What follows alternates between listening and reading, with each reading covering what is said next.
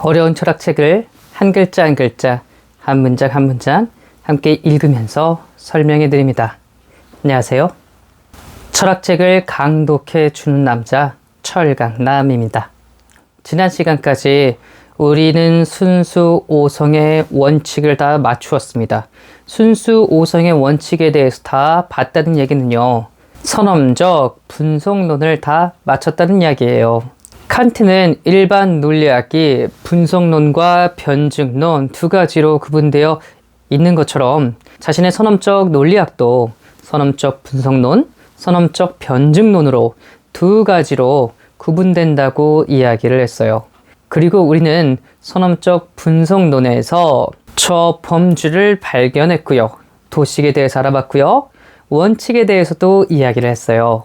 이제부터는 선험적 변증론으로 갈 건데요. 혹시 과거에 칸트가 자신의 선험적 변증론은 어떤 내용을 다룰 것인가 하고 예고했었는데 기억나시나요?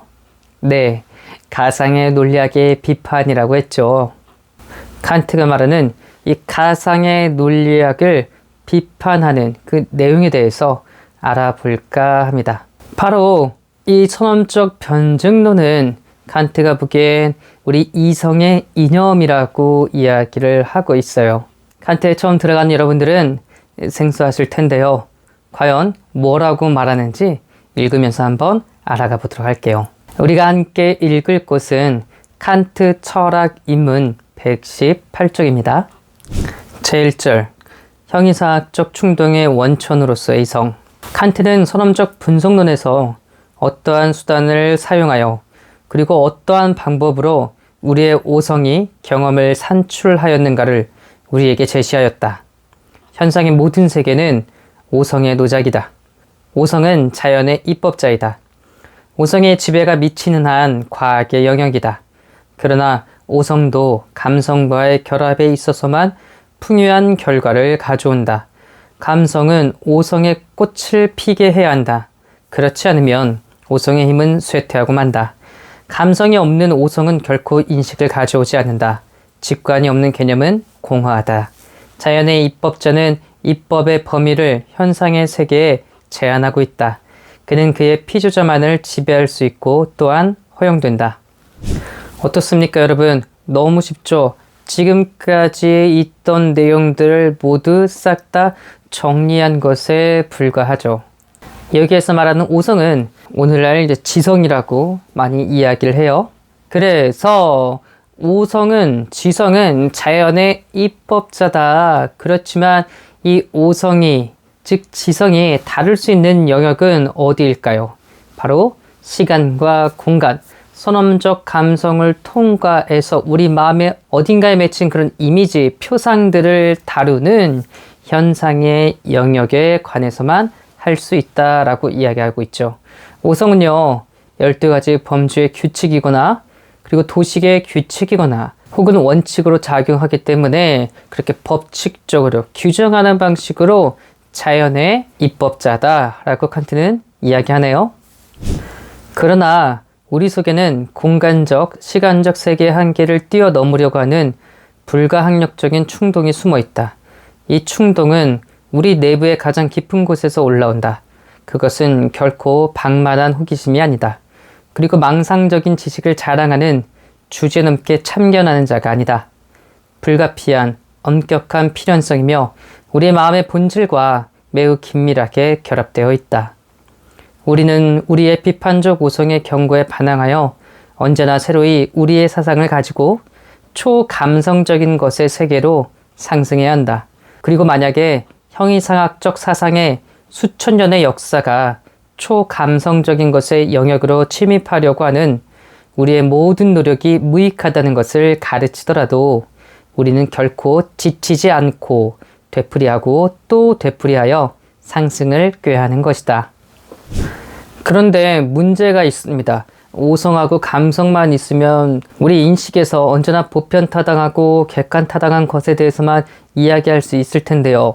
우리 사유의 안에는 자꾸 우리의 경험의 영역을 뛰어넘으려고 하는, 시간과 공간을 뛰어넘으려고 하는 그런 욕망이, 그런 충동이 숨어 있다고 칸트는 말하고 있어요. 바로 형이상학에 대한 것을 알고 싶어하는 욕망이죠. 이런 욕망도 우리가 가지고 태어난 아주 자연스러운 욕망이라고 칸트는 이야기하고 있어요. 그래서 저 감성적인 것을 뛰어넘는 초월적인 세계에 대해서 탐구하는 것. 일전에 칸트는 이것이 가장 우리가 좋아하는, 인간이 재밌어하는 영역이라고 했고요. 우리의 인류의 역사는 이렇게 주어진 경험과 한계를 넘어서려고 노력하는 역사의 응집이라고 말하고 있네요. 이와 같이 특수한, 얼핏 보아 모순된 우리의 오성의 노력은 어떻게 설명되면 좋은가? 그 불가능한 등정의 충동은 실제로는 전혀 무의미하며 헛된 일일까? 무의미하고 헛된 일이라면 우리의 오성은 자가당착에 빠질 것이다. 그리고 자기의 충동에 반항하여 그것을 몰아내려고 위협하는 인식기관을 왜 자연은 우리를 위해 배려하였는가 하는 이유도 이해될 수 없을 것이다. 혹은 우리의 형이상학적 충동에는 그것이 바르게 이해되는 경우라면 우리의 오성 인식의 작용을 뒷받침하고 확대하는 가치와 사명이 있는 것은 아닐까? 우리 인간은요, 왜 주어진 경험과 한계를 뛰어넘어서서 자꾸 사유하려고 하는, 더 알려고 하는 그런 충동이 숨어 있을까요? 그저 우리를 자가당착에 모순에 빠지게 하려고요? 아니면 우리 오성 인식의 사용을 확대하고 더 보다 가치 있게 만들기 위해서일까요? 어떤 것일까요? 네, 그렇죠. 당연히 후자겠죠. 여러분들 보통 철학자들이 어떤 질문을 던지잖아요.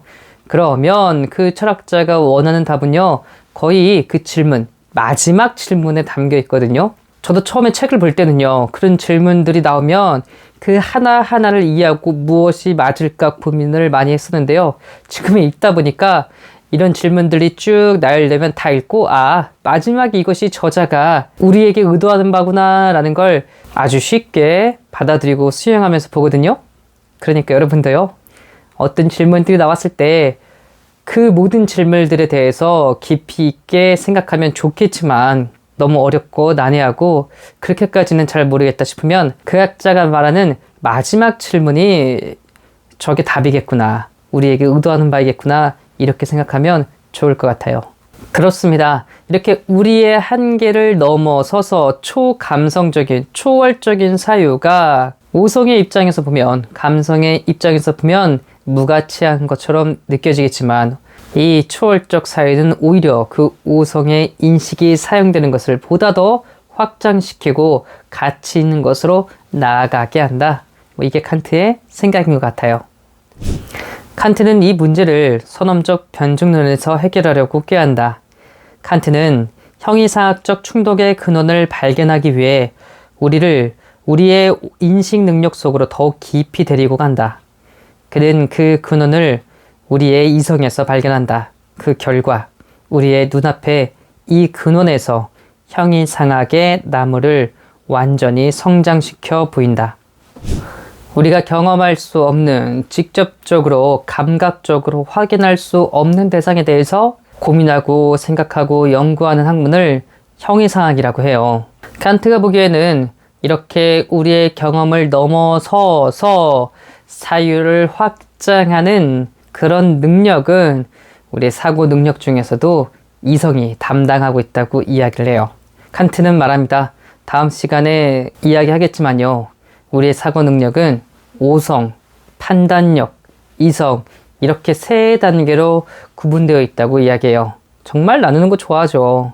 그리고 형이상학이라는 학문을 나무에 비유한다면 이 이성을 통해서 완벽하게 성장하고 체계를 잡는다라고 말하고 있네요. 전에 참견하기 좋아하는 사람이 종사한 모든 형이상학적 문제는 우리의 눈앞에 전개되었다. 그리하여 우리는 그 형이상학적 문제가 근원에 존재하는 싹에서 극히 자연적으로 성장하는 것을 보고, 또 모든 사람이 우리보다 먼저 형이상학자들이 지나간 그릇된 길을 기뻐하고 또 믿으면서 함께 가는 것을 보는 것이다. 그리하여 칸트는 순수 이성의 날카로운 칼날을 얼핏 보아 무성해 보이는 모든 가지에 대었다. 그런데 이 칼날을 견뎌내는 것은 없었다. 그리고 나무는 뿌리째 넘어졌다. 정신적 투쟁의 천년의 역사는 하나의 전환점에 온 것이다. 퀘니스베르크 출신의 사나이는 이 역사의 불가항력적인 정지를 부르짖은 것이다. 네, 이 부분은 되링이 칸트의 철학에 대한, 특히 순수 이성 비판에 다룬 내용에 대한 평가인데요. 선험적 변증론에서 칸트가 했던 작업은 종래에 기존에 했던 모든 형이상학적 문제들, 그 핵심을 다 전개한 것이다. 이렇게 말하고 있네요. 칸트는 저 순수 이성의 이 날카로운 칼날 혹은 날카로운 도끼를 들었다고 이야기를 할까요? 다 비유적인 표현이죠. 이것을 통해서 잘못된 가지치기를 하고 잘못된 이론들을 찍었다라고 되링은 평가를 하고 있네요. 칸트 이전에 형이상학자들이 믿었던 것, 그들이 가졌던 생각과 체계들은 이 순수 이성 비판이라는 날카로운 도끼와 날카로운 칼날에 찍혀 살아남은 학문이 없다라고 평가를 하고 있어요. 그만큼 센세이션했고, 그래서 그만큼 인간의 인류의 사유를 전환시켰다라고 생각해야 돼요. 정말 코페르니쿠스적 혁명을 일으켰다라고 보시면 됩니다. 저 또한 너무나 동의하고 있는 생각이네요. 나무는 뿌리째 넘어지지 않으면 안 되었다. 그러나 나무는 남아 있었다. 우리는 비로소 수액이 정작 어디로 올라가는가를 보고 비로소 배우고 익혔다. 학문의 사원으로부터는 모든 우상이 내던져졌다. 오성은 그 한계로 돌아가도록 명령받았다. 만약에 우리의 지식이 굴복되더라도 결코 머리를 숙여서는 안 된다. 왜냐하면 우리의 좁혀진 인식 영역의 배후에는 우리 신앙의 광야가 여명으로 밝아오기 때문이다. 칸트는 신앙의 장소를 부여하기 위해 지식을 제안한 것이다. 칸트의 순수 이성 비판을 통해서 이전의 형이상학자들이 주장했던 것과 모든 사상과 사유는 뿌리째 넘어가게 되었다라고 되링은 이야기를 하고 있어요. 특히 이전에 읽었던 문단에서 정신적 투쟁의 천년의 역사라고 이야기했잖아요. 이건 아마도 중세 시대의 사상과 학문을 비유적으로 표현한 것이다 라고 봐도 될 것 같아요. 여기 제가 독특하게 보는 것은요, 칸트의 이런 노력과 작업들은 실은 신앙의 길을 마련하기 위해서, 신앙의 자리를 마련하기 위해서였다라고 하는 되링의 표현입니다. 대부분의 철학자들은요 그렇게 생각하지 않거든요. 그리고 실제적으로 많은 부분 오히려 종교와 신앙의 주장들은 칸트의 비판에, 칸트의 칼날과 도끼에 엄청난 손상을 입었거든요. 단순한 종교뿐만이 아닙니다. 인문학 전체가 그래요. 인문학은 많이 약화되고 반대로 과학은, 특히나 자연과학은 엄청나게 발달되었죠. 이 자연과학의 발달을 통해서 우리는 이렇게 발달된 문명을 누리고 있는 거고요. 칸트의 순수 이성 비판이라는 이 칸트의 날카로운 도끼, 날카로운 칼날은 나무를 찍었지만 그래도 다행히 그 나무는 다 넘어지지 않고 어느 정도 남아있다고 합니다. 진짜 그런지 안 그런지는 나중에 칸트의 순수 이성 비판을 다 읽고 여러분들이 또 다른 여타의 책들을 읽고 공부한 다음에 평가해도 될 것 같아요. 우선 되링은 이렇게 평가하는구나. 대부분의 철학자들은 이 철학적인 관점에서만 칸트를 보는데 제가 보기엔 되링이 약간 중립적입니다. 그래서 칸트는 어떤 신앙, 종교의 자리 혹은 이 인문학의 영역도 마련해 두었구나. 이것에 대해서도 주목했구나. 이렇게 생각하시면 될 것 같아요. 오늘은 선험적 변증론에 들어가는 서론, 이성에 대해서 다루는 서론격과 같은데요. 다음 시간에 대해서 칸트가 말하는 이성은 어떤 역할을 하는지, 어떤 종합작용을 하는지 자세히 살펴보도록 하겠습니다. 오늘도 긴 시간 이렇게 어려운 책 저와 함께 읽느라고 너무나 수고하고 애쓰셨습니다. 감사합니다.